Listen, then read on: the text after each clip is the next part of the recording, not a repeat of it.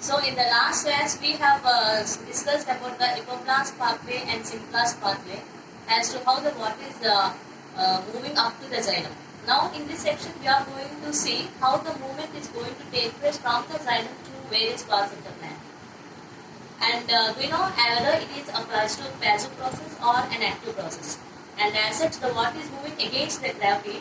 What are the forces which are required for the transport of this water to various parts of the plant? So in this section, we are going to deal with the next topic, that is root pressure.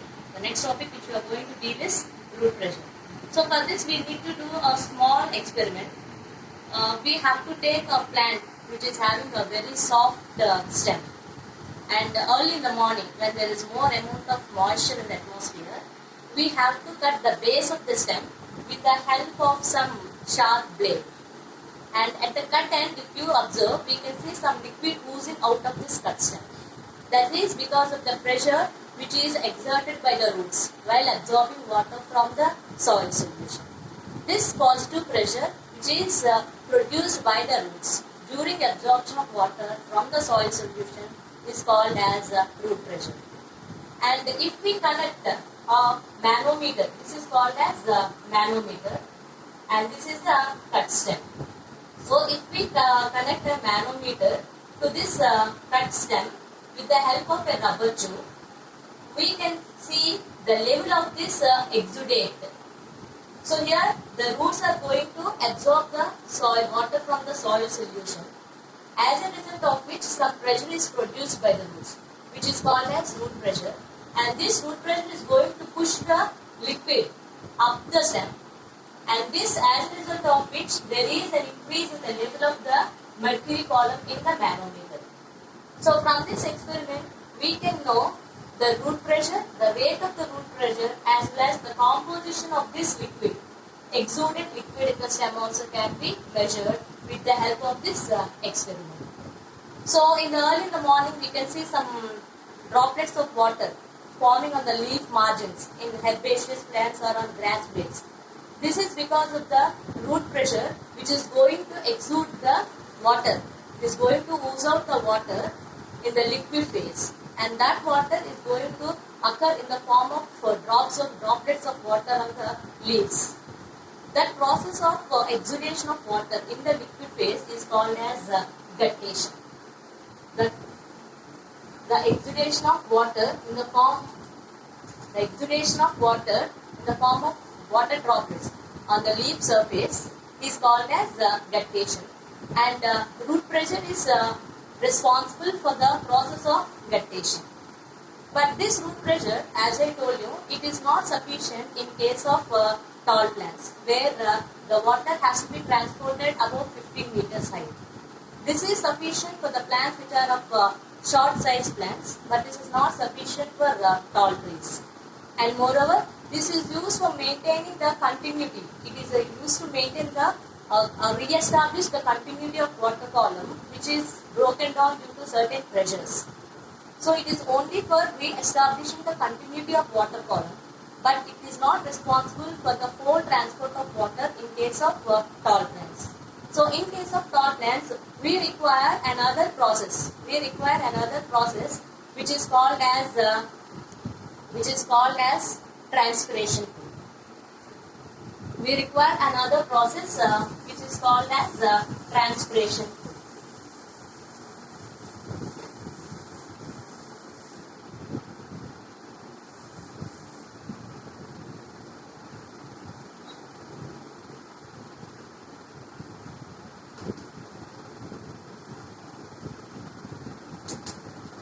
So, in tall trees, we require another process which is called as transpiration pull. And this transpiration pull is going to create a force for the transport of areas in tall trees, especially in tall trees. And this can be explained by means of a theory which is called as cohesion, adhesion, transpiration pull theory.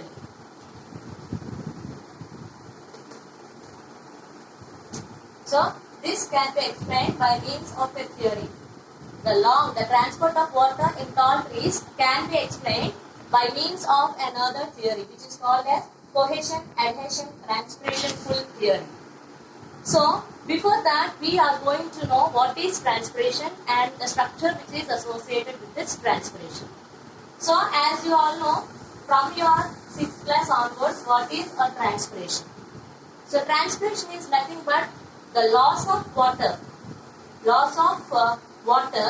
in the form of vapor. The loss of water in the form of vapor from leaves. From leaves of a plant is called as transpiration. So the loss of water in the form of vapor from the leaves of a plant is called as transpiration.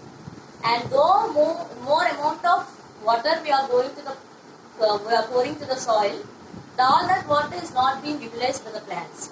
Less than 1% will be utilized for photosynthesis and growth of the plant, whereas the remaining water will be lost in the form of water vapor from the leaves, which is known as transpiration. And for this, the structure which is required, we call it as the stomata. The structure which is required, or the structures which are involved in the process of transpiration is called as the stomata. Now, if we look at the structure of stomata, now this stomata has kidney-shaped cells, which are called as guard cells. This stomata has kidney-shaped cells, which are called as, so these are called as guard cells. Guard cells, and at the center you have a small pore or aperture, which is called as the stomatal aperture. This is called as the stomatal aperture. At the center you have a small opening which is called as stomatal aperture or stoma. Surrounding this, you are going to have cells which are called as subsidiary cells. These cells are called as subsidiary cells. Surrounding the guard cells, we have certain cells. These are called as subsidiary cells. Subsidiary cells. So this is the structure of stomata. So the stomata, it has two kidney-shaped cells which are called as guard cells, and at the center there is a pore which is called as stoma or stomatal aperture, and surrounding these guard cells we have another cells which are called as subsidiary cells. So these cells, the inner wall of these guard cells will be thick. The inner wall will be thick, whereas the outer walls are very thin. The inner walls of the guard cells are thick, whereas the outer walls are thin. And there are certain microfibrils, radially arranged microfibrils in the guard cells. These are arranged radially but not longitudinally. So these are called as microfibrils which are arranged radially in the guard cells. So when the water, so imagine these two are the guard cells. These two are the guard cells. So before the water enters, these two guard cells will flank with each other, or they lie close to each other. But when water enters into the guard cell, then the guard cell will begin to bulge. The guard cells will begin to swell, as a result of which the inner cell is going to attain a crescent shape. Crescent shape is a half moon shape. Half moon shape, because of its elastic nature, then the outer cells will absorb. Outer cells is going to get swollen, or it is going to get bulged. So with this force, the two guard cells are going to move apart. Then the stoma is going to open. Again, when the water goes out of the cell, then the cells are going to become flaccid. And again they flank with each other. Then the stoma will remain closed. So in this way, when the water enters, the cells will become turgid. Thereby, these stoma will get opened by the moving apart of these guard cells. And along with that, the microfibrils which are arranged radially are also helpful in the opening of this stomata. And when the water comes out of these cells. The two cells, they become flaccid and they lie one above the other, and as such the stomata is going to get closed. So this is the way how the stomata is going to work when the water enters or when the water exits from the stomata. And these stomata, they are present in the dicot leaves as well as in the monocot leaves. In the dicot leaves, these are arranged more on the lower surface, abaxial surface, whereas in monocot leaves, these are equally present on both the sides.